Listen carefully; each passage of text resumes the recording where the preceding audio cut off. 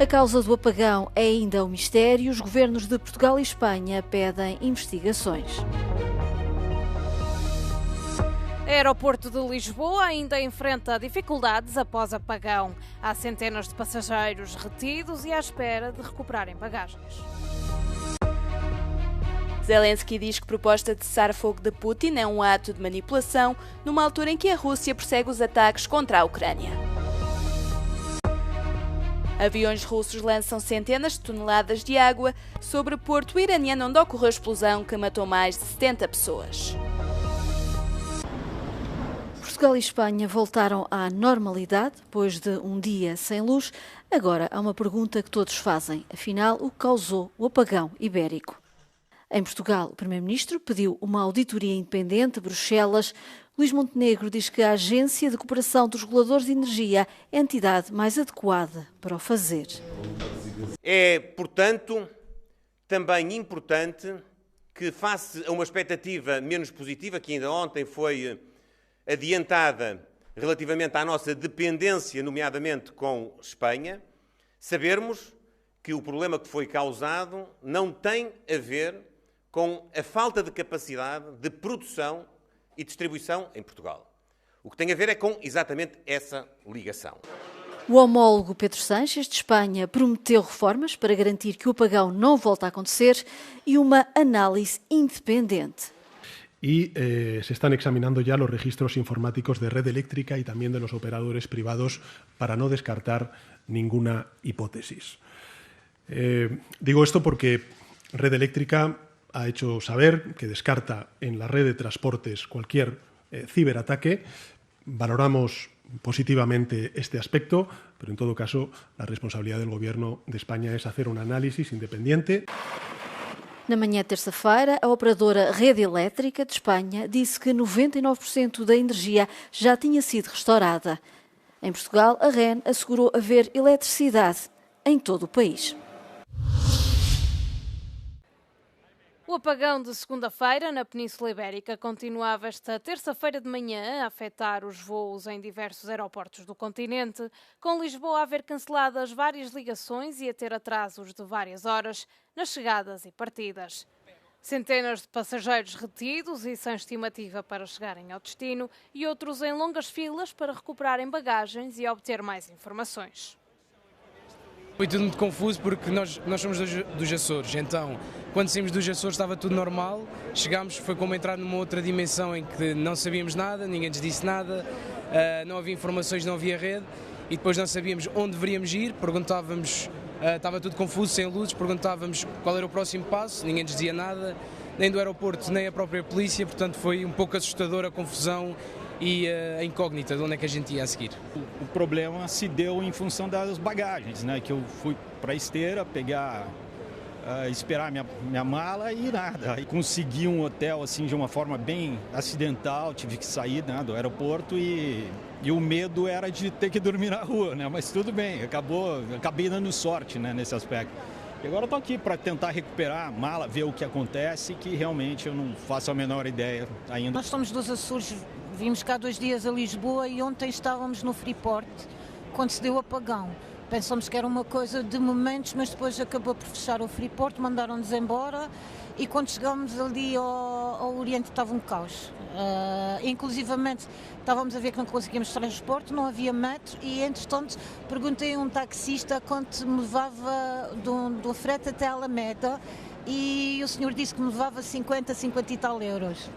Portanto, as pessoas não têm a mínima consideração por ninguém, acabamos por conseguir apanhar um autocarro, foi complicado, demoramos muito tempo a chegar a Alameda.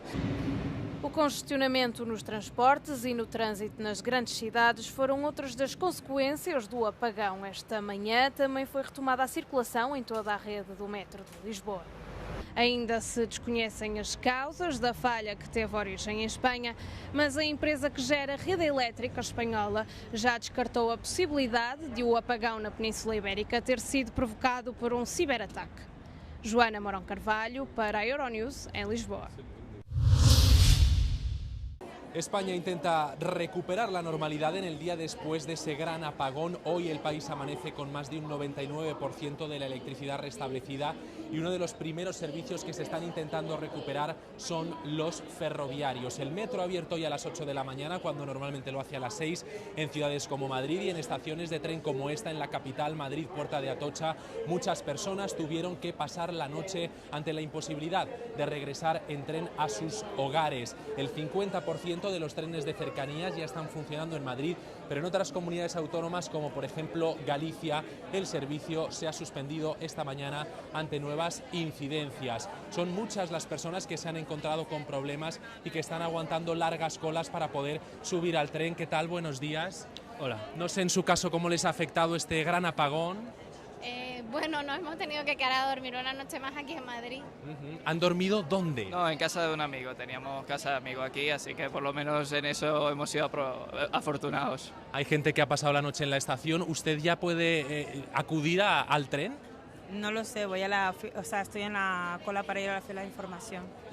¿Y en su caso qué le dicen desde Renfe o desde la compañía? No nos han dicho nada todavía. ¿La atención? Bueno, es caótico, entiendo que los días son difíciles y entiendo que hacen lo que pueden.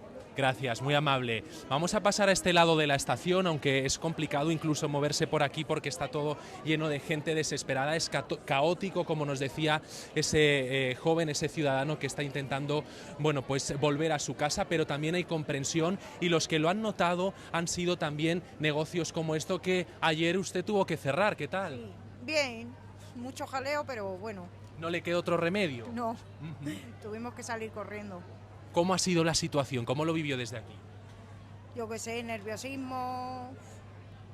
¿Las pérdidas económicas han sido grandes? Sí, muchísimas. ¿Cientos, miles de euros? No lo sé, es que eso nosotros no lo podemos saber, pero vamos, mucha, porque aquí hay mucha venta. Muchas gracias. Pérdidas económicas también en negocios como este, y en la estación Madrid Puerta de Atocha la cola es infinita entre las personas que intentan subir a un tren. Hoy tiene lugar el Consejo de Seguridad Nacional, presidido en este caso por el rey Felipe VI. El presidente del Gobierno, Pedro Sánchez, también acude y la oposición le pide que comparezca ante el Congreso.